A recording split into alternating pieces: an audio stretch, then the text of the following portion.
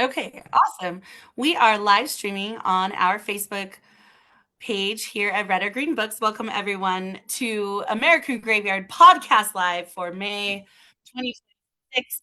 Today is Saturday, May 9th, 2026. I'm joined by my esteemed colleagues Blitz and Angie, and we're going to talk today. The topic today is reporting the truth. But before we can get to that and the War and Peace collection of gun violence incidents over the last 30 days, I'm going to go ahead and read our mission statement disclaimer, and we're going to get going here today. American Graveyard Podcast Live is an international collection of artists who come together in a unified global call for an end to gun violence.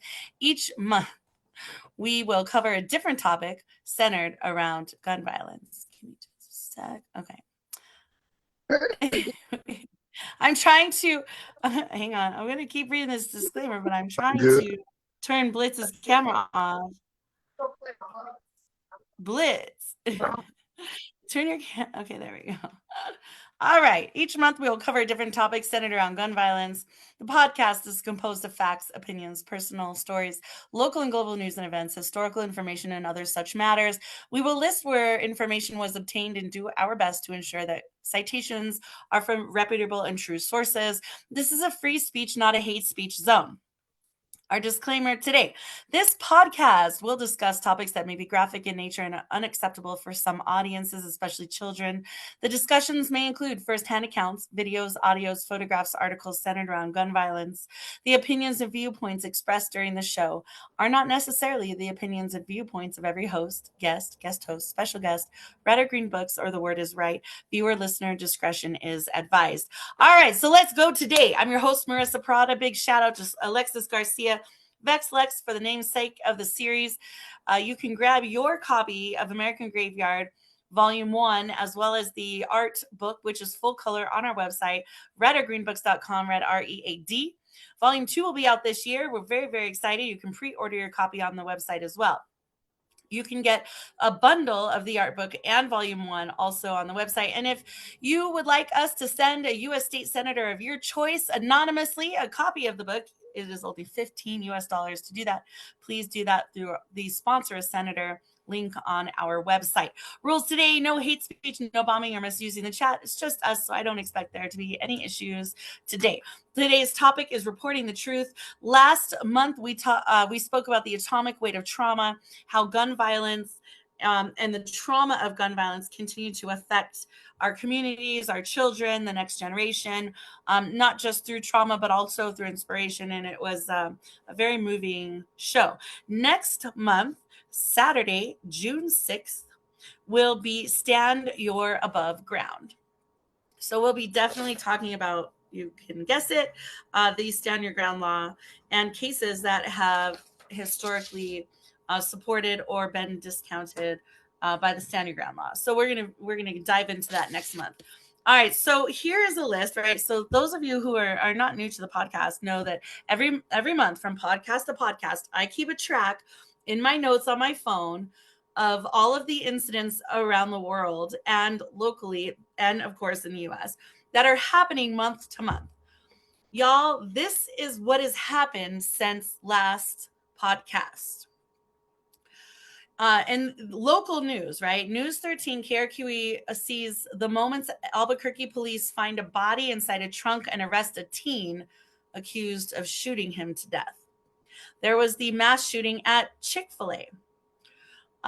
The dramatic video of the principal tackling the shooter, right? If you have not seen that video, it is an intense and incredible vision of this man walking into this high school, Pauls Valley High School, with a gun, and the principal just charging him. And the principal, of course, was shot in the process. Thankfully, he lived. But, it's just another example of how our school administrators should not have to be first responders or put their life on the line on the daily to protect children. All right, let's keep going down the list. KUAT reported, and this was April 14th, possible active shooter delays school and disrupts train service in Bernalillo. Man shot during Bernalillo shelter in place. That was a rather long story from KOB4. Police investigate a deadly shooting that happened at the parking lot of the main event center in Northeast Albuquerque. This is a striking story. I don't think I have this on the videos today, but we'll discuss it. We're going to discuss in depth the 8 children who were killed in the mass shooting in Shreveport. Our hearts go out to the mother as well as the family and everyone who is affected in that is senseless loss of life. All of those children dying at the hands of their father and family member. We have multiple people injured after a house party shooting in Litchfield Park. There's also so this was in Litchfield Park. The bullets then went into a home, and this was in Arizona, after 4 juveniles were taken to the hospital. So more children getting shot from gun violence. Another one out of North Carolina Park, 2 teens killed, 5 hurt as gunfire erupts during a planned fight. Shooting at the University of Iowa. This was, we have that from Samsung News, and ABC7 Chicago had other incidents as well. There's the former Virginia Lieutenant Governor Justin Fairfax and his wife were caught in the shooting in Shreveport. Student dies after shooting herself in front of her classmates in high school cafeteria. This is, it happened Monday. This was published April 21st at Valley Forge High School in Parma Heights. Absolutely, and this was in Ohio, absolutely senseless loss of life for this young person. Going global, we have 6 Americans injured in deadly rampage at Mexico's Teotihuacan pyramids. My apologies if I said that incorrect. Also, the shooting in Mexico was on the anniversary of the Columbine shooting, and the shooter is also playing audio references from Columbine. One thing we're going to be talking about today is going to be another local story. 2 suspects arrested. Well, 2 suspects arrested for a road rage shooting that left an Albuquerque man dead after he was shot in the head in his front yard. That is some more local Albuquerque news. A deadly mall shooting in New Orleans festival. Deadly mall shooting and then a New Orleans festival mass shooting was averted. Those are both breaking stories from NBC News. Looking at the larger national scale, Trump orders Navy to quote unquote shoot and kill mine boats. So we're seeing gun violence at the apex level of leadership in the United States. Totally side note on the federal side of the things in the United States, the Justice Department will allow firing squads to for executions in a move to ramp up capital punishment. That is a story from KOB4 here in Albuquerque. Let's keep going. 1 dead, 1 officer dead, and 1 in critical condition after they were shot at a Chicago hospital, says law enforcement, NBC Chicago 5. So we have law enforcement being killed even in hospitals.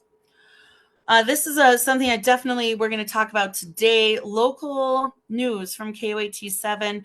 Albuquerque police said detectives used Benny's Law to charge the suspect. Was a man charged after police say an 8-year-old girl accidentally shot herself. And that happened here in Albuquerque. Of course, Benny's Law is for Benny Hargrove, who was our first fatal middle school shooting. And now he was killed by a kid who brought his father's gun to school. And so Benny's Law in New Mexico is to hold the parents and legal guardians responsible if a child brings a gun to school or if a child gets access to a gun and shoots themselves or someone else.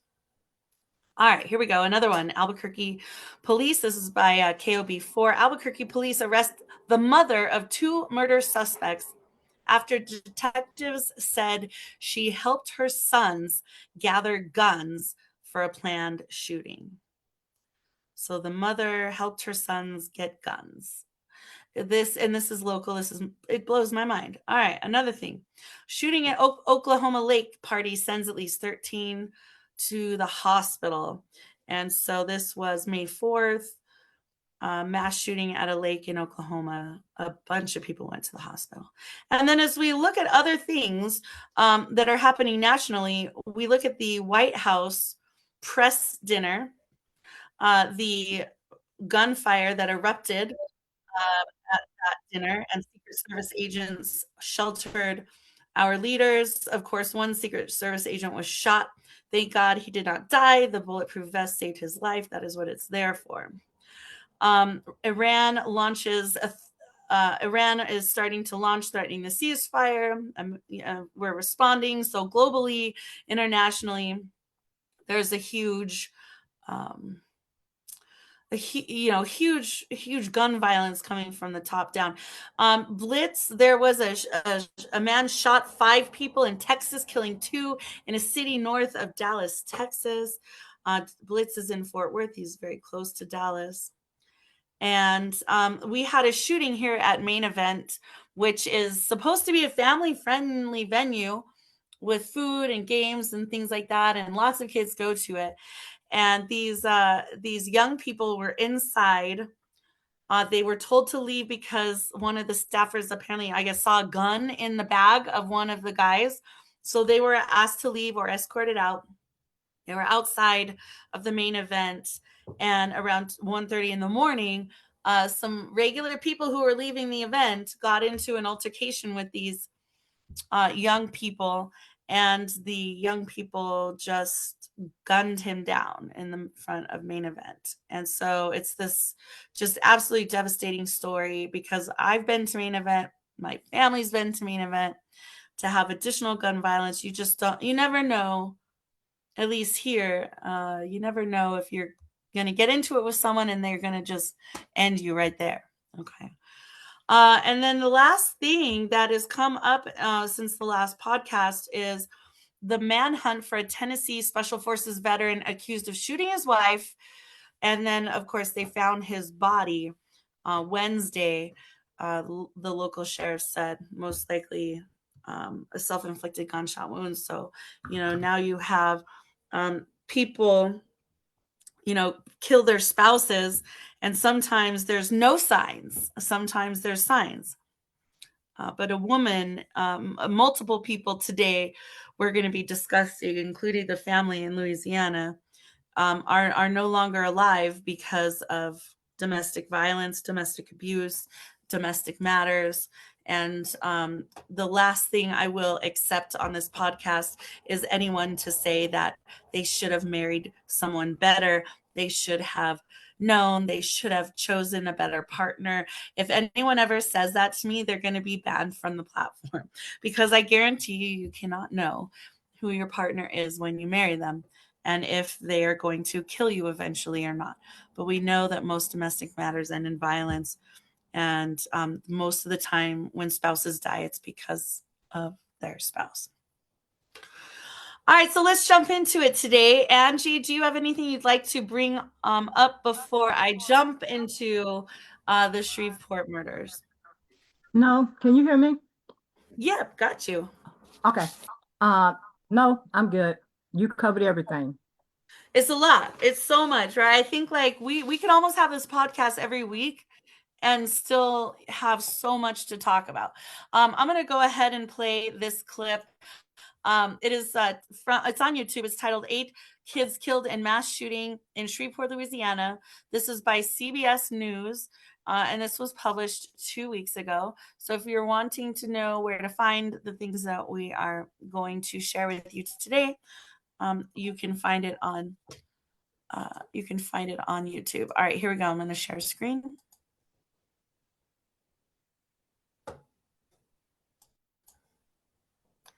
And we go.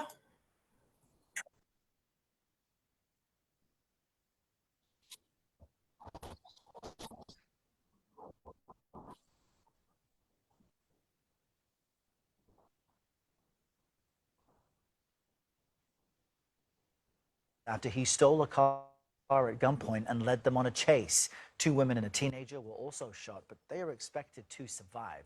Here's what the chair of Shreveport's City Council had to say yesterday on the scene. There are 8 children that are deceased. I can't be strong for you.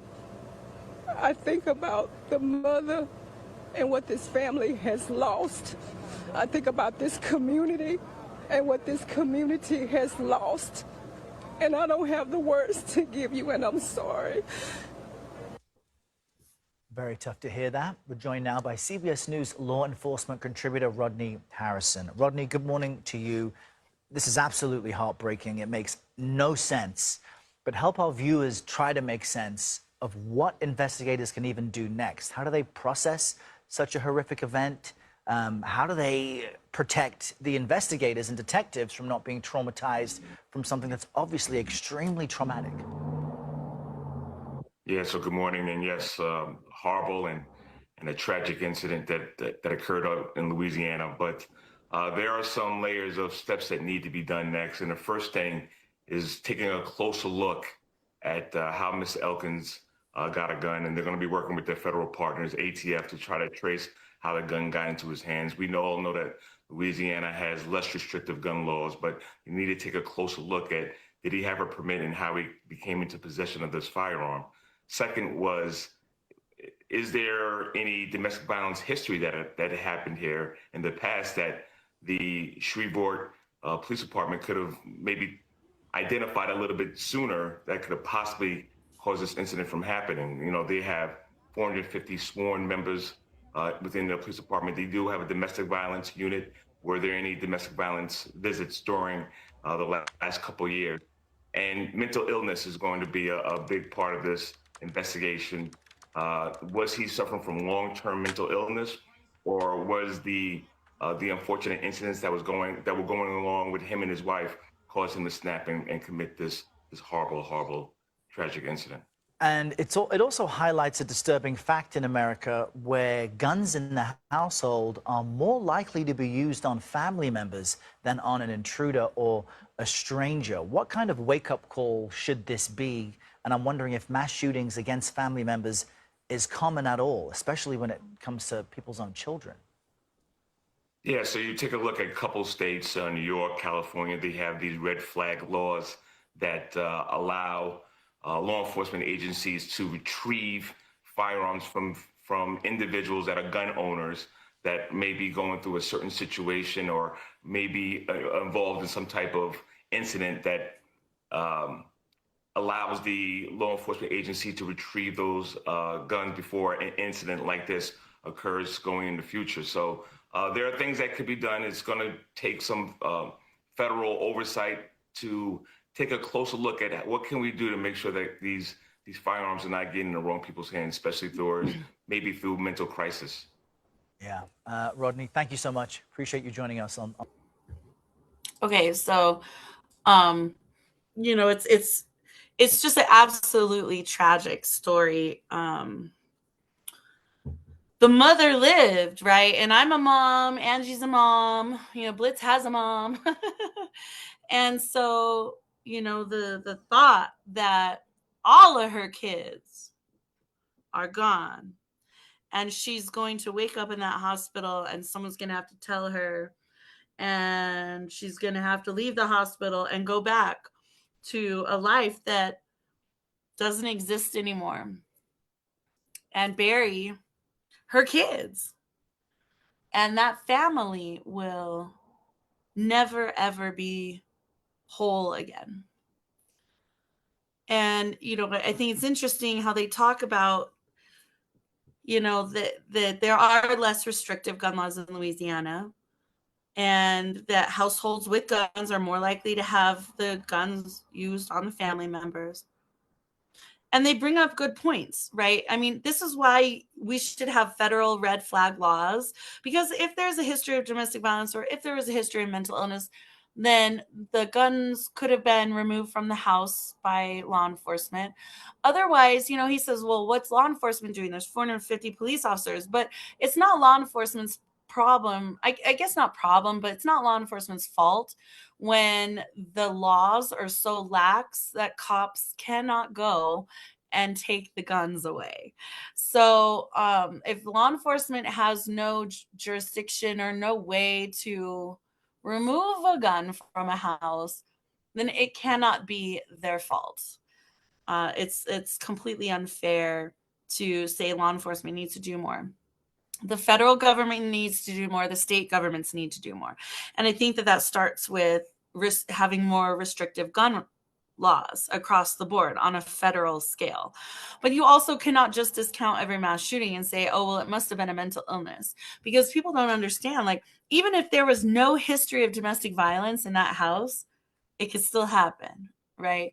And so you can't just take a domestic violence incident and say that there's going to be so many signs leading up to domestic violence and that those signs are going to be physical in nature, because not all domestic violence is physical. It can be financial, it can be emotional, it can be abusive, neglectful, not necessarily violent.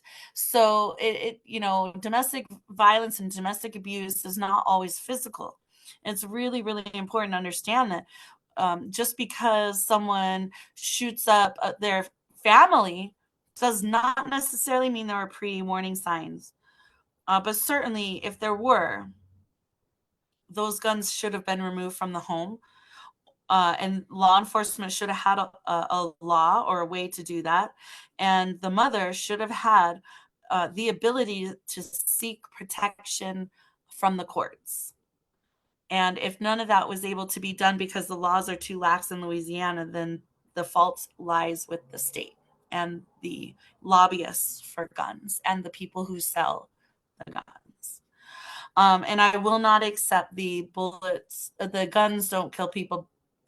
People with guns kill people. That is not, to me, a valid excuse. I don't think that any of the victims and families and survivors of gun violence will accept that as an excuse.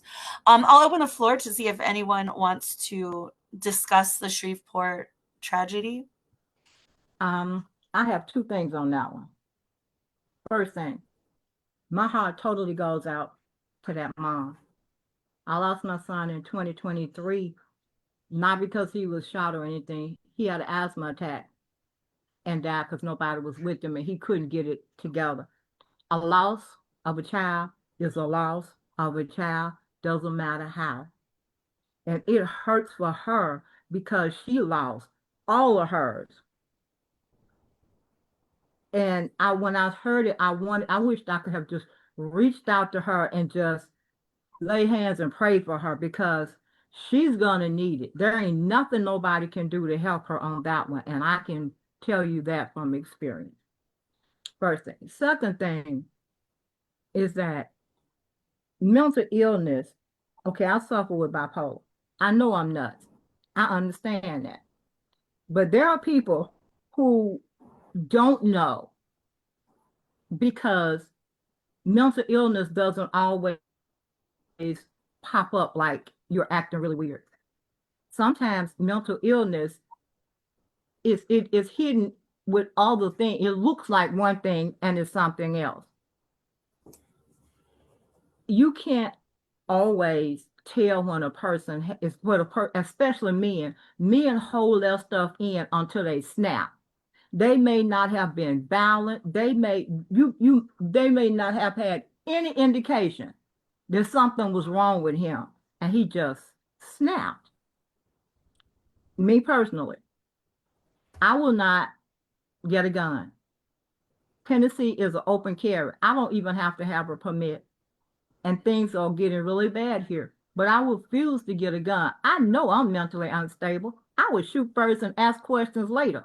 I know this. So I will not get a gun. And to me, people have to take account for themselves. Just because things are bad does not mean you run out and get a gun. Because if you have a gun, you will use that gun. Because when you get angry, you do not think.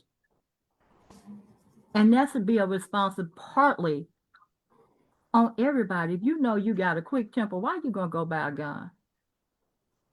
I'd have had trigger temper. I wouldn't do that. Now I do want one of the stun guns that the policemen use. I think they would be fun.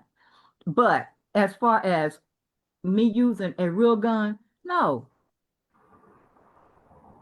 The law can't do everything.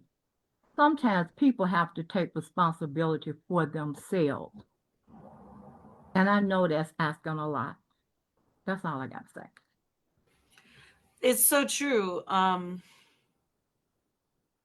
Yeah, I always ask this question, when is it going to be enough? How many more people have to die? How many more bodies have to be buried and families torn apart before it matters enough to enough people? And that's part of why I think it's interesting, the White House Correspondents' Dinner, every single person there has now been a survivor of gun violence. And, it just doesn't seem to be affecting the right people in the right ways or hurting enough people yet. And it's a tragedy because, if it doesn't happen in your community or it doesn't happen to your family, it's very easy to just be like, oh, well, it would never happen to me. It doesn't affect me. It's not in my community. But it is. It's in everyone's community. If it's in Gun your violence country, is it is everywhere. in your community. Yes, it's in all of our communities. It's just a matter of time before gun violence affects you. And it's just such a devastating story. I mean, I was absolutely gutted when I read, that story and I listened to the interviews. It was absolutely devastating. I'm going to go ahead and play this a couple clips and we'll talk about it. So this is search for suspects after deadly Louisiana mall shooting. This was 2 weeks ago. And this is Tom Yamas reporting on NBC Nightly News, which of course NBC News is my favorite reporting source. But that being said, we pick lots of different platforms to showcase on this show. And so, we're not only playing stories from one venue or only citing resources from one venue. We probably have 50 different citations now for references of where we obtain our information. All right, so here we go. I'm going to go ahead and play this clip. Here we go. Shooter in his. Oh my God. Tonight, police rushing into the Mall of Louisiana, guns drawn. Baton Rouge authorities say one person was killed and 5 others injured during a shootout at the food court. Officials say at least 3 high school seniors are among the victims. It's a constant. Yeah, it was loud. And then 5 suspected gunmen are in custody. This is still an ongoing investigation, and we're still looking for more people that may be involved. Video appears to show victims on the floor as others try to help, and first responders taking the injured out on stretchers. Investigators say bystanders are likely among the victims and that the shooting was targeted. It appears to have been started by 2 groups having a dispute. One victim now in surgery and others recovering as police ask the public for help. Any videos that you have, cell phone videos, Crime Stoppers tips, please keep them coming in. Keep these families in your prayers, especially the deceased victim. Priscilla Thompson, NBC News. we think. Okay, so that is that one. And then I'm going to go ahead and play, let's see. It's loading. Okay, so I'm gonna, let's see. Dun, dun, dun, dun. I think I'm gonna do this one. This is the video. This is from KOAT 7 News, Action News here in Albuquerque. This is a very important story because this is the one that evokes Benny's Law. And this was published on their website April 27th. And it is by Nick Catlin. And the title of the story is Charges Filed After 8-Year-Old Girl Shot in Albuquerque. So I'm going to go ahead and do a share screen on that.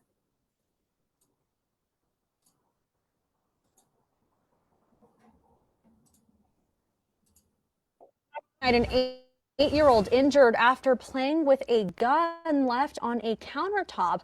According to officials, it struck both of her legs and she is expected to be okay. Officers have arrested Isaiah Chavez, who said he spent the night on Sunday before crashing on the couch, removing all the items in his pocket, including a handgun, again, according to investigators.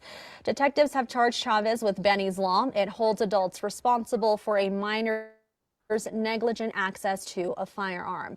It also allows for criminal charges if a minor commits a crime with that gun. Okay, so that's super, super important, because when we talk about how do we hold people accountable, right? How do we minimize gun violence? How do we keep children safe, right? And the very first show we ever did on this podcast was responsible gun ownership. So when you're a gun owner and you're going to someone's home who has children, and a child is anyone under 18, all right, and you're gonna leave a gun on the counter, I mean,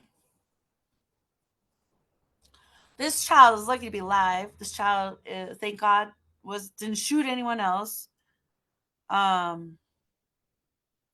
But 8 years old, my youngest is 11, right? It's bananas. 8-year-olds see guns on, movies or video games, and they don't understand the permanence of a bullet in the body.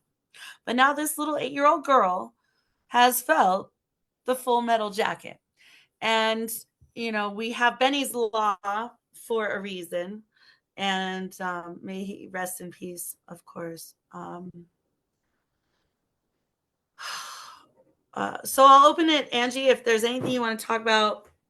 You have anything to weigh in on Louisiana mall shooting or the Benny's Law, the 8-year-old who shot herself?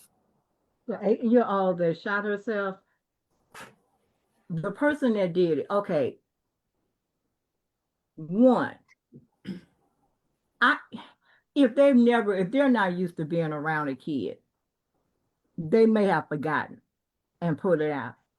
But if you're going to somebody else's home, you need to think about what you're doing before you do it. Grant you, maybe that's how they were used to emptying their pockets at home, because there was nobody there but them.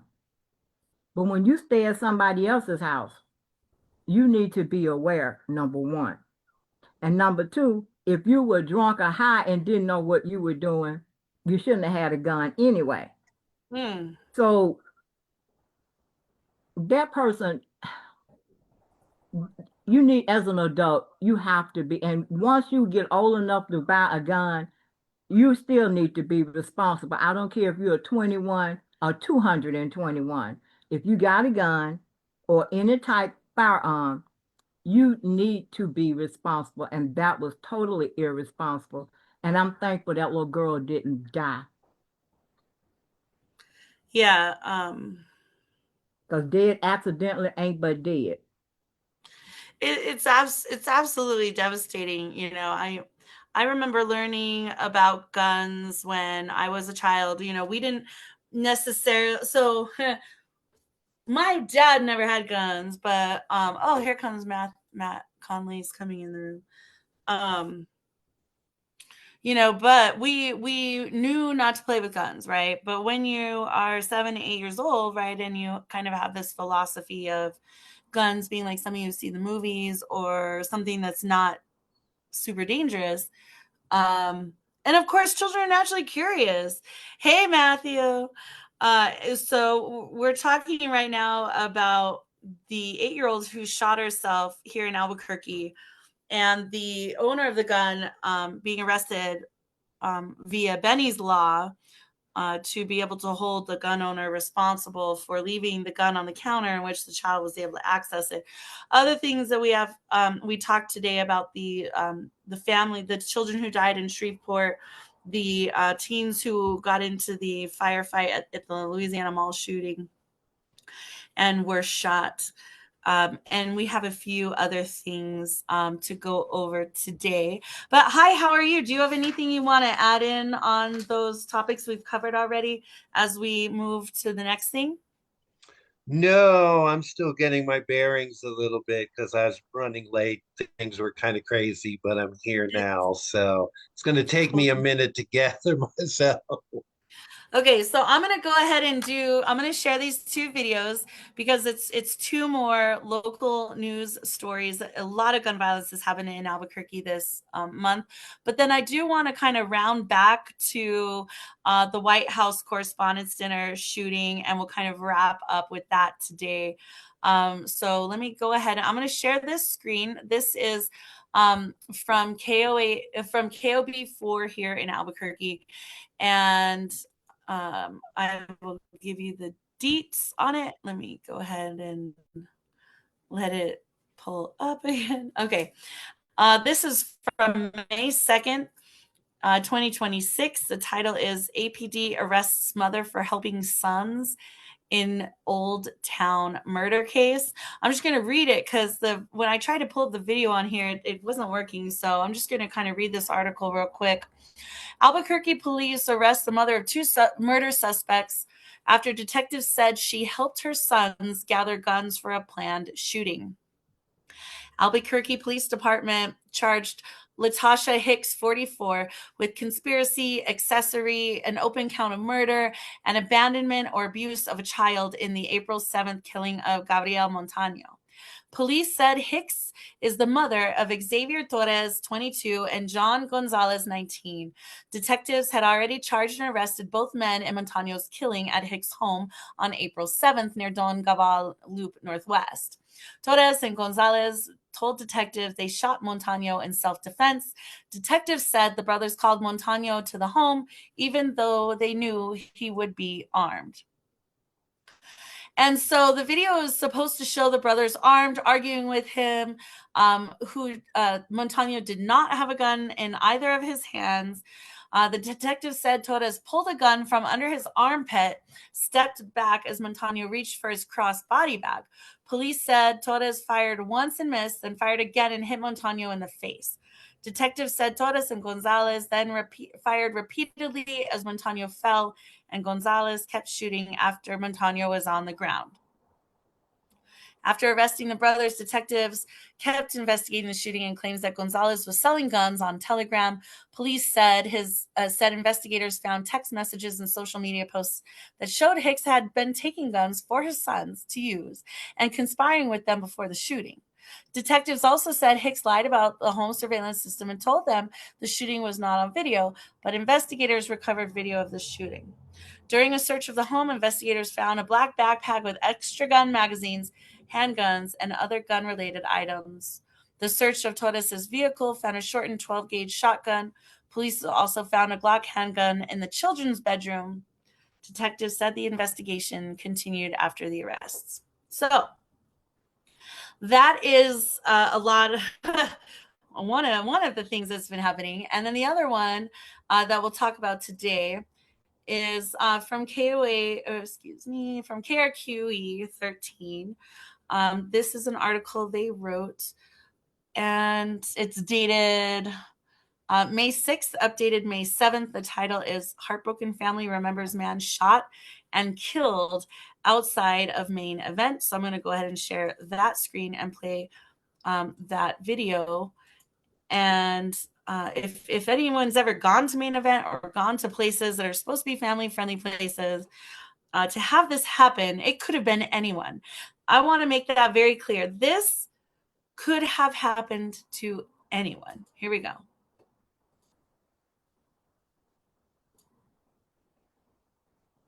Good evening. A family is frustrated tonight after they say their loved one was shot and killed in front of his two children outside a Main Event in Albuquerque. News 13's Bella Olage spoke with a relative who says nothing in their lives will ever be the same.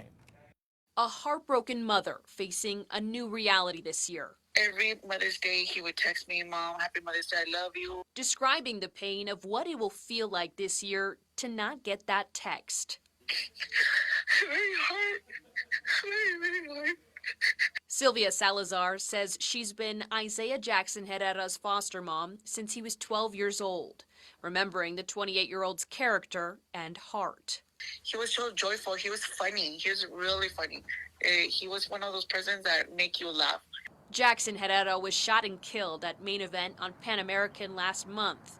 Albuquerque police say surveillance video shows him leaving the entertainment center with family and friends around 1:30 in the morning, walking past two men who had just been escorted out. Staff told police one of the two men had a gun in his backpack. A witness says words were exchanged between Jackson Herrera and one of those men when a fight broke out. Police say the man with the backpack then pulled out the gun and shot Jackson Herrera, killing him. It took a great father from some kids and a great son, a brother, you know? Salazar says Jackson Herrera's two children saw it happen. I don't think it's never going to be the same anymore. Nothing's going to be the same. Bella Olage, KRQE, News 13.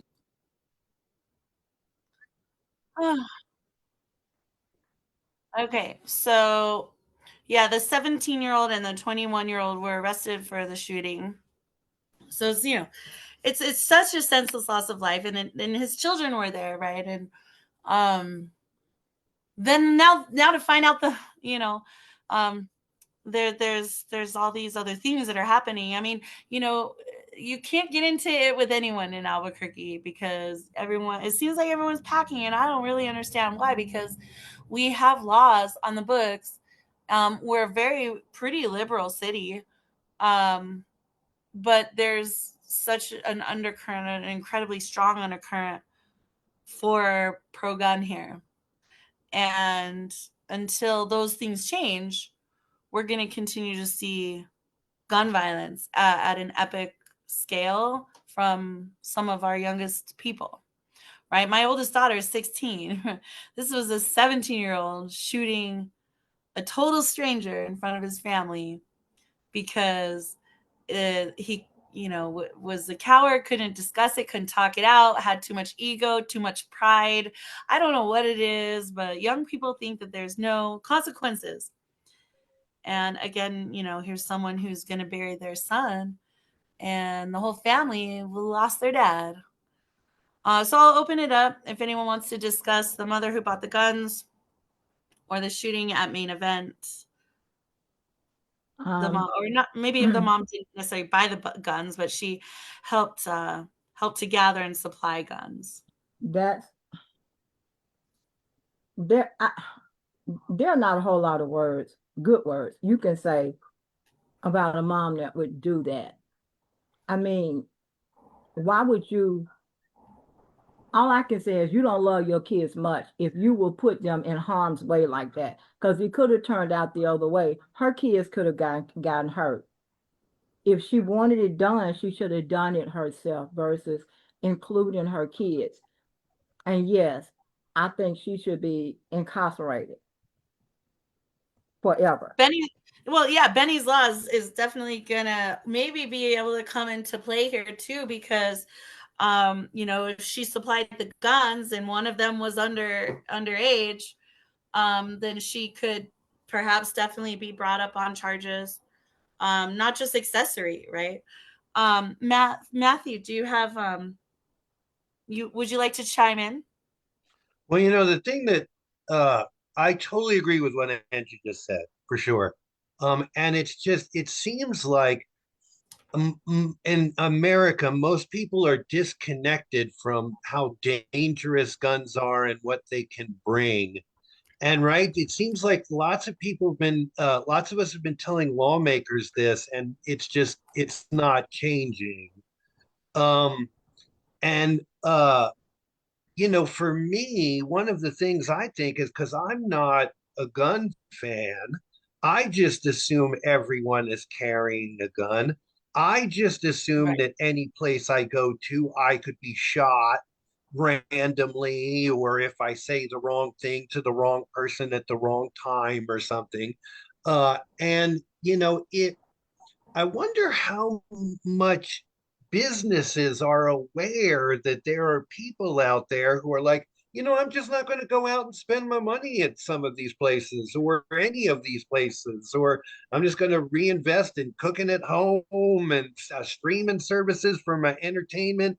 And I'm not spending my money out there because, like it's that I don't think businesses can, have like metal detectors at every door, but I do think that business owners could donate money, could support politicians who have, sensible gun control legislation concepts that they want to explore, so that that I mean, times are economically tough, and I know they're tough for businesses.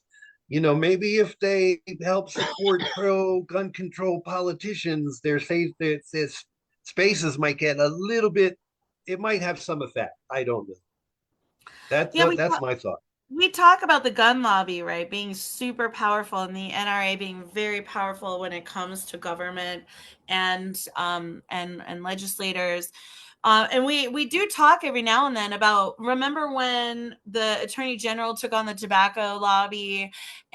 and forced the tobacco lobby and the alcohol lobby to put warnings on products. And now I believe I think it's in Europe. It's Europe or Australia. Within Europe, it's probably just England, I want to say. I can't remember specifically, but they just passed legislation where nobody born after 2000, I believe, is allowed to buy tobacco anymore. And they're trying to eliminate smoking from an entire generation to not now pick it up so that it continues to not be a possible thing that we can continue to provide to human beings, which we know causes disease and death. And so, if there was a way to take on, and that leads to the same question every single podcast: when is enough enough? How many bodies will it be enough? Guns and gun violence is the number one cause of death for children in America, not the Yep. measles vaccine, not Yeah. Tylenol. Okay, like when you have people in leadership roles States that are not focused on the things that help children, the things that help families. They're not focused on protecting Americans.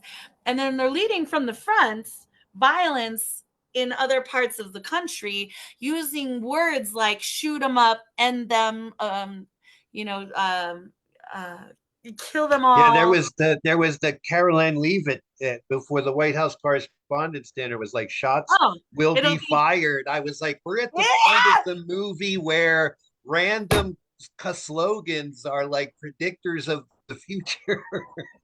They're it's describing our exactly right. true Yeah, and you reality. know what? Like, I bet she was eating her words after what she said. Um, and I will just say, I say this every time, and we just did a politics and religion and politics and religious violence, right? It is never, never, never okay to use a gun as a weapon to create violence on someone else. I don't care what your political affiliation is. I don't care what your gender is. I don't care, who you're married to. Gun violence is not acceptable at all, period. And so the fact that it is happening to politicians on both sides, that people who believe certain things, don't believe certain things, if you disagree fundamentally with someone, gun violence is not the solution. It's not the answer. And it shouldn't be the choice that people are making to get their point heard or get their point across. This is, we always say we're not right or left, but we're just all over the place. But definitely, no matter what, people don't deserve to have their life ended by the choice of someone to use a gun. But now, we look at the White House Correspondents' Dinner. I'll pull this video up, and then I'll finish today with the reason why I put this on the books, this topic on the books for this show, was because the Pentagon briefings, the reporters who were covering the Pentagon had to have their stories reviewed and approved before they could publish them. And so it was really like this perverse um, restriction on free press. And so that's why this came about. But since this topic came about, all these other things have been happening. So I'm going to share the White House correspondent's story. This is, and I'm not going to read the whole thing. The whole thing is like 25 minutes. We're just going to read, not going to read, we're going to listen to President Trump read from his prompter, whatever the first part of his speech was. It never ceases to amaze me how, if you were to take his words and put them into the body of a mother who is bearing a child from gun violence, right? How he is not connecting that. He's not feeling that. But essentially the message is one of, this is out of control, right? One of being a survivor of gun violence, one of seeing what's happening, but one of just absolutely not going to be helpful in creating solutions. And so it's shocking. So this was released by the Associated Press. It was April 26th from Washington. This is on the KOAT 7 News website. It is titled White House Correspondents' Dinner. Shooting suspect aired grievances against Trump in writings to his family. All right, here we go. I'm going to share screen. And it is notable that there was a Secret Service agent shot. Thankfully, the bulletproof vest prevented the loss of life. But this cannot be something that law enforcement is continuing to be okay with accepting when there's so many guns and so many people willing to trade their life to kill someone else. I mean, there is no greater evil, right? So here we go. I'm going to share this and we'll listen to Trump's first remarks after the shooting. That was very unexpected, but incredibly acted upon by Secret Service and law enforcement. And this was an event dedicated to freedom of speech that was supposed to bring together members of both parties with members of the press. And in a certain way it did, because the fact that they just unified, I saw a room that was just totally unified. It was in one way very beautiful, a very beautiful thing to see a man charge a security checkpoint armed with multiple weapons.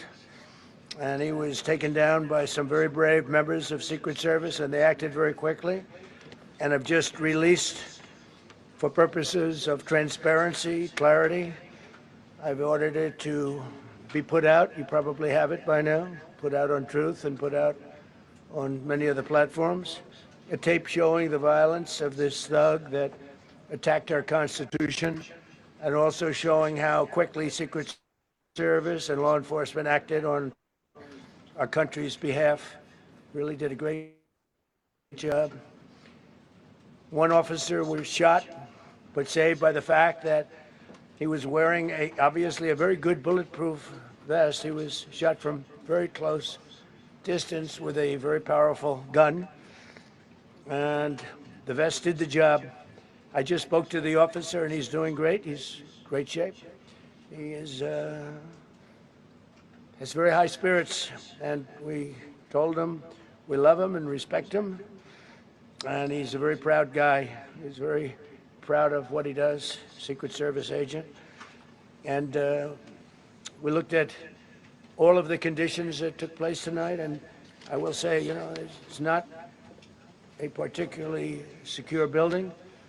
And I didn't want to say this, but this is why we have to have all of the attributes of what we're planning at the White House. It's actually a larger room, and it's much more secure. It's drone-proof, it's bulletproof glass. We need the ballroom. That's why Secret Service, that's why the military are demanding it. They've wanted the ballroom for 150 years for lots of different reasons, but today's a little bit different, because today we need levels of security that probably nobody's ever seen before. but everyone owes a tremendous debt of gratitude to the courage of law enforcement, the law enforcement, and working with the D.C. police. And we just spoke with the mayor. And when we're finished, the police chief is going to take over and discuss it also from their viewpoint. But they also performed exactly as they were supposed to. And you see the attacker in different positions, but you also see the attacker totally subdued and under control. So as you know, this is not the first time in the past couple of years that our republic has been attacked by a would-be assassin who sought to kill. In Butler, Pennsylvania, less than 2 years ago, all know that story, and in Palm Beach, Florida, a few months after that. Okay, so he goes into this other things, and we just kind of want to focus right now on the White House Correspondents' Dinner.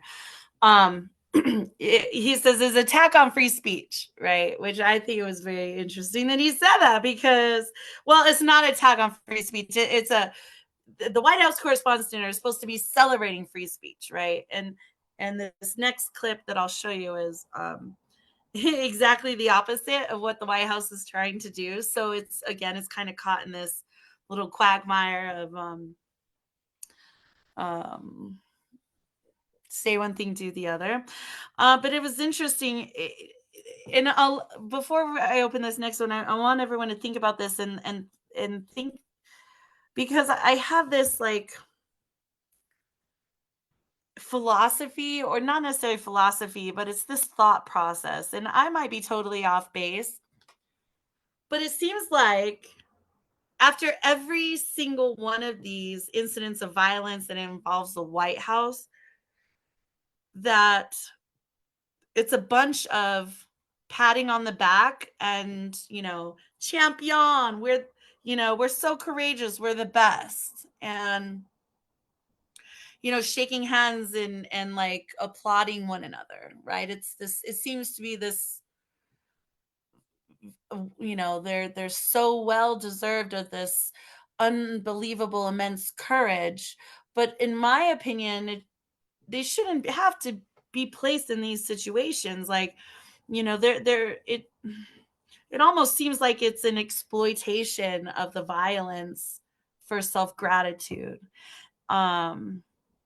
Congratulate themselves on being the best. And it just feels really misplaced and almost delusional.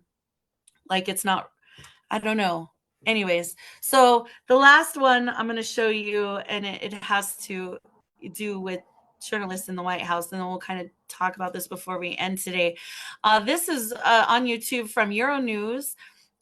This was published 7 months ago, and this is, this particular story, the not necessarily this one from this news outlet, but the story that was being restrictive on the Pentagon was exactly why I wanted to be discussing the press and the freedom of the press. This is titled "Journalists Forced to Obtain Approval to Publish Stories in New Pentagon Restrictions." And so I will go ahead and share that, and then we'll discuss the other things that we've been talking about today, and anything else anyone else wants to bring is totally fine. Let me see if I can make this bigger, and we'll go. The Pentagon will now require credentialed journalists to sign a pledge to refrain from reporting on stories that have not been authorized for release, including unclassified information. The newly named Department of War detailed in a 17-page memo that journalists who do not abide by the new policy will risk losing their access. The new restrictions come as the Trump administration beefs up its attacks on the media landscape. Defense Secretary Pete Hegseth stated that reporters will also no longer be allowed to freely roam the halls, adding that they must either follow the rules or go home. U.S. journalists have denounced the new measures as unconstitutional, calling them an attack on the First Amendment, which guarantees freedom of the press. Okay. So All right. So like let me stop that. Okay, so it's true, right? You know, when we talk about like, oh, okay, well you're going to come and you're going to report on the White House. Well, we want to see the reports. We want to see what you're going to report before we allow you to report it. Is absolutely not what the freedom of the press is about. And reporting the truth is really, really important because in the world we live in, where you can have anyone say anything anywhere, really understanding where you're getting your information is paramount. So I will open it up. Does anyone have anything that they want to talk about regarding the White House Correspondents' Dinner shooting at the I believe it was the Hilton? And then does anyone have anything that they would like to discuss on reporting the truth, the ability of our free press to actually figure out and tell us what's going on? The first thing on that freedom of the speech, that is the first administration that has ever not wanted you to report on the truth, simply because they ain't doing what they're supposed to be doing and they want to cover it up. And the Secretary of Defense, he was on, they were grilling him, the penthouse was on him because some information that was not supposed to be told was leaked. And they were trying to figure out how to get past him. So now you got to come through them to tell everything you're going to report. Me personally, it wouldn't be good for me to be a reporter because I would get in one thing and then report something else. I'm sorry. I'm one of those little vigilant people. And then now they have the former head of the FBI. I think his name is John Connie. I think that's what it is. Anyway, him and the president must have had a beef. And he put out on Instagram 8647. So now they trying to bring him up on charges, saying that those words would actually saying kill the president. No, 86 does not mean kill. 86 just mean get rid of. I don't understand the difference in him saying 8647 and you're telling they're going trying to get him removed under Amendment 25 because he's crazy. I don't get the difference. Number one. Number two, we keep looking at like the little girl that killed herself. 9 times out of 10, she was being bullied. The reason she did it in front of her classmates. We can't really expect too much more when we have a president that's one of the biggest bullies there are. And Well, and if teens are able to access guns, right, because people who own guns are not maintaining the security of their guns, or there's just so many guns in general in a population or in a community that you can go get yourself a gun. The accessibility of guns is so high. But you know, the president of the United States is the most visible person there is. Yeah. And in a kid's mind, that's a bully from the beginning. They're looking at, oh, but he can do it. How come can I? That is why he is the great example that when a bully picks on the wrong person, they get in trouble. That needs to be told to every kid that comes off as a bully. You pick on the wrong person, you may not come out right. And that's what's happening now. Yeah. There are some, I can't remember exactly who the entertainers are, but they are throwing a concert. And the proceeds are going towards the freedom of the speech because they're killing it. Their people getting fired because they were upset because the bullet missed the president. Yep, they put that in writing. So this administration has kind of messed up the thought process of a lot of people. We don't realize how many sick individuals we have. So therefore, we're gonna keep getting what we got until people start realizing that you just can't do anything and let everybody see it because it just ain't gonna turn out right. That's it. Yeah, it's I don't know what else it's gonna take. It's gonna take more than this to start changing the hearts and minds of those who make decisions. And I think it's very scary how from Luigi Mangione to this guy who, ran through and stormed the Secret Service checkpoint, if you will. I say that with air quotes because it didn't look very secure to me. That there are so many people willing to trade their life for someone else or to take someone else's life in such a cowardly way. That is a scary, terrifying thing. The fact that you could be leaving a family event that lots and lots of people go to and get into an altercation with someone who feels that it's okay to just pull out a gun and shoot you, like that's become the way that we've solved problems and it's been it's a generational thing. This is not anything new, especially if you've lived in communities where gun violence has been prevalent. But why is it just getting worse? Why is it not getting better?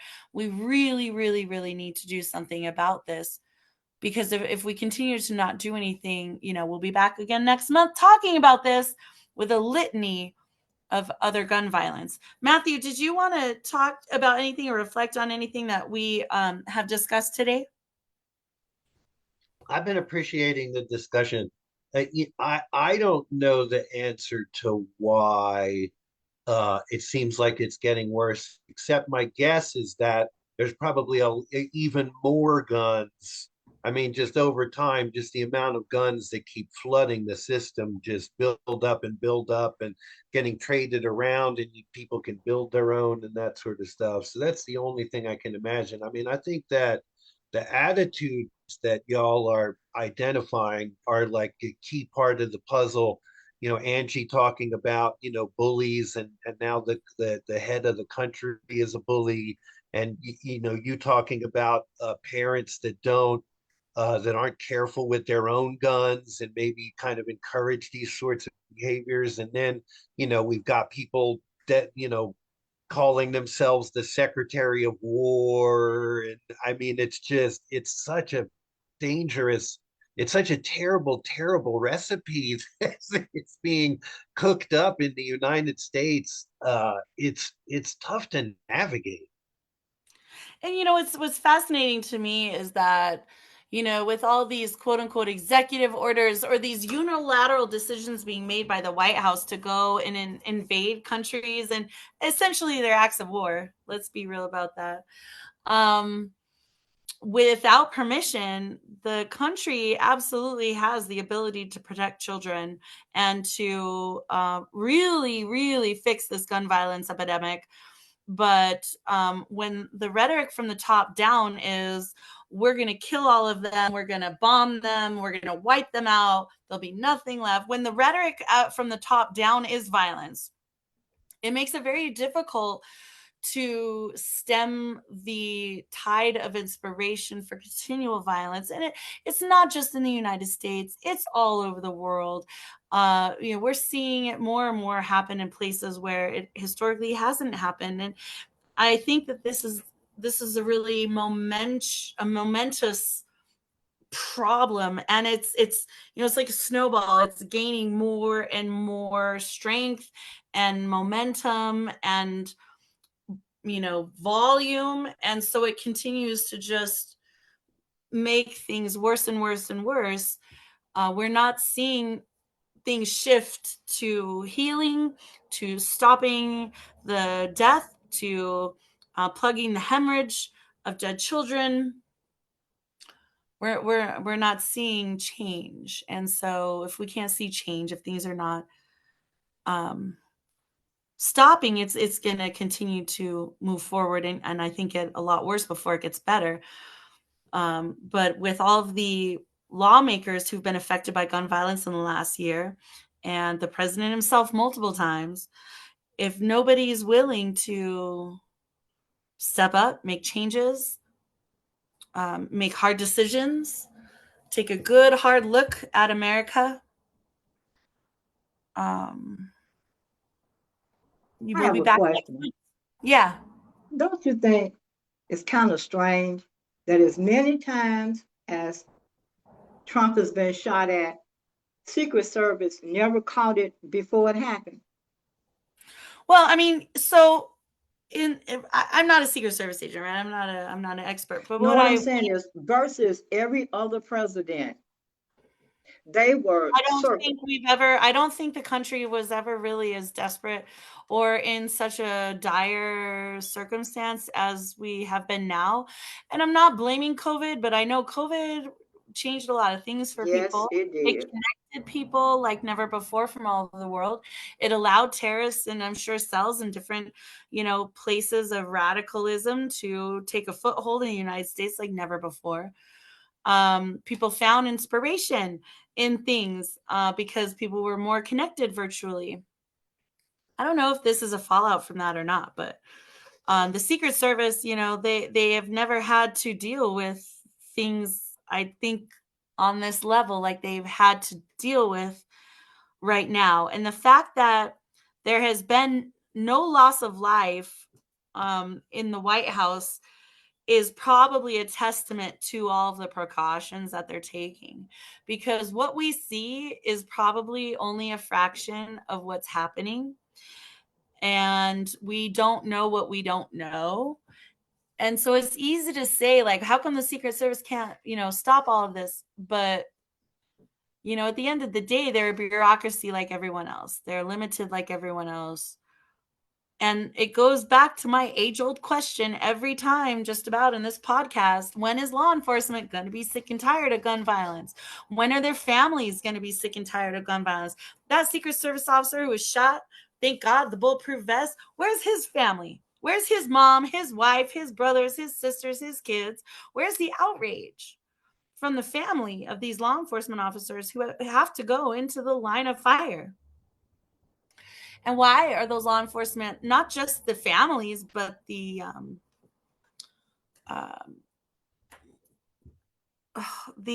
one person dies, the whole family dies. but I'm thinking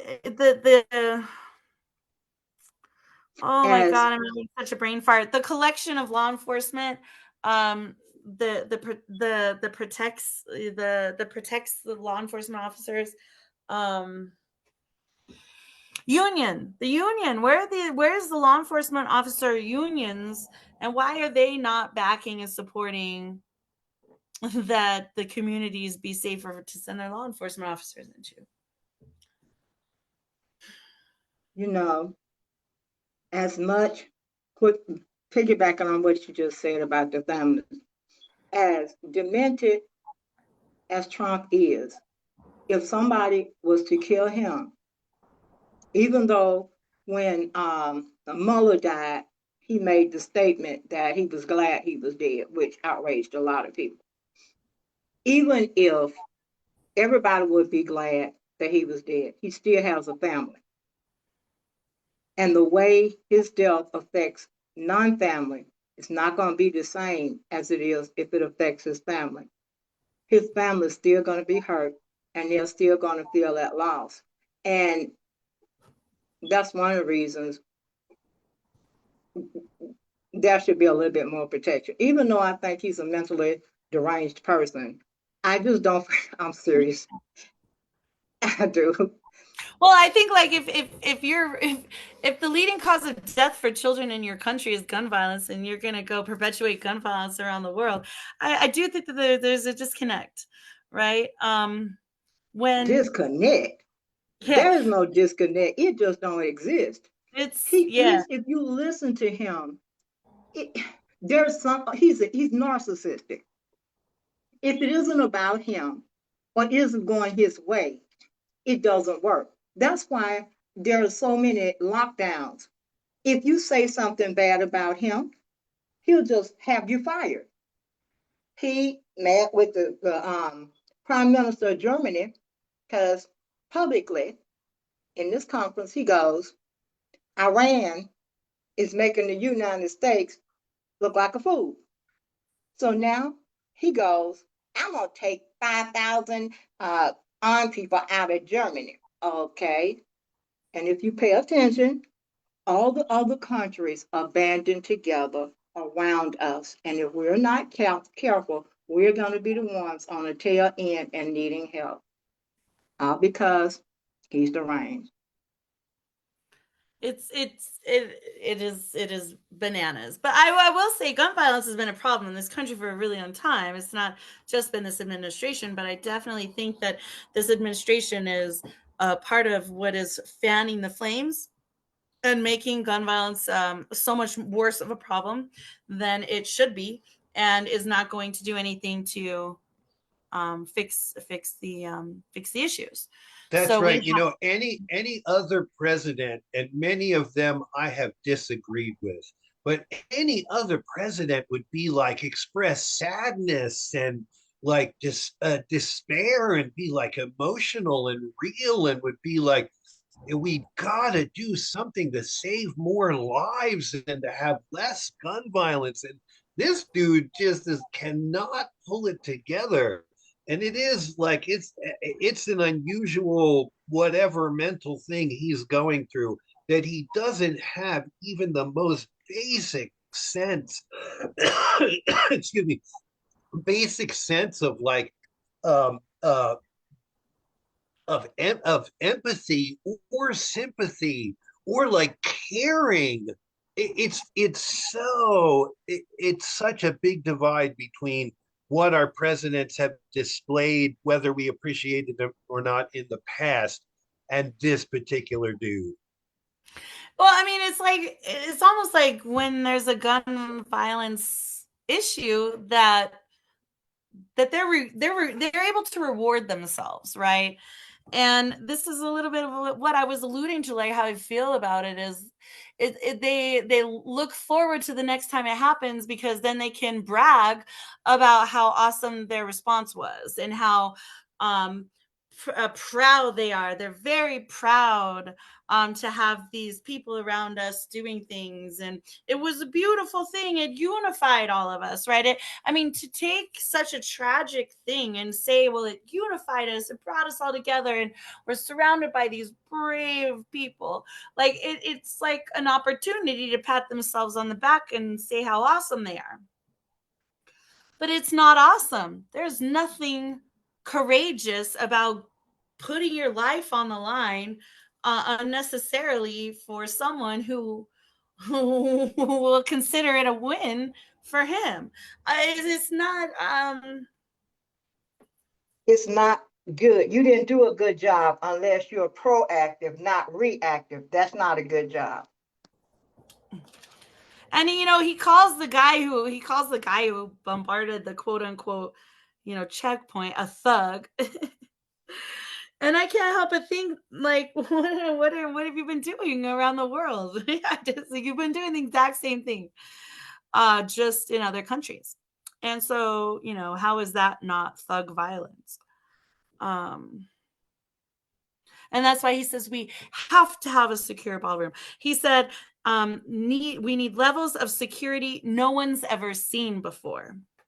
The courage of law enforcement, right? Well, if you need levels of security no one's ever seen before, why don't you neutralize the threat? Why don't you begin making America safe again? So with that, I will say that's my piece.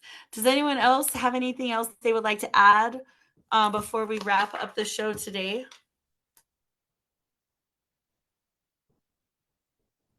All right. So big thank you so much to Matthew John Conley, Angie Williams, Bliss the Poet for coming to the podcast today. Today we discussed reporting the truth and the litany of things that have happened in the last 30 days. I will keep a list for the next 30 days. Saturday, June 6th, we will be back.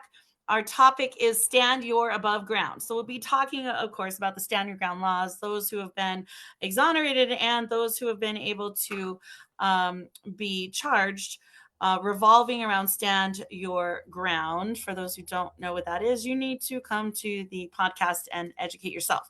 Resources and citations, you can go to gunviolencearchive.org, presearch.com, brady.united.org, usafacts.org, publichealth.jhu.edu, bbc.com, statistica.com, sandyhookpromise.org, healthdata.org, wikipedia.org, npr.org, findlaw.com, wfaa.com, cornell.edu, youtube.com, preventfirearmsuicide.com, cora.com, cdc.gov, jasonfoundation.com, medschool.duke.com, afsp.org, paho.org, ammo.com, colorado.edu, mews, mews.uga.edu, tedmed.com, publichealth.jhu.edu, amongst others. Please understand where you get your sources of information from. Make sure it is from trusted, reputable sources. Please stay safe. If you would like to help us, you can get pre-order your copy of Volume 2, American Graveyard will be out this year. You can sponsor a senator on our website. You can purchase Volume 1. You can also purchase the full color art book on our website, redorgreenbooks.com. If you're interested in being on the podcast or being a participant, please reach out to us, americangraveyardpurpose@gmail.com. Otherwise, peace and blessings. Thank you all so much for being here today, discussing Reporting the Truth. I hope we have less to talk about next month, but something tells me we will not. For all of you reporting the truth, thank you for your service. Thank you for your courage. Please do not stop. We need you. We are with you, and we will see you all next time, June 6th. Peace and blessings, y'all. Take care. Hey,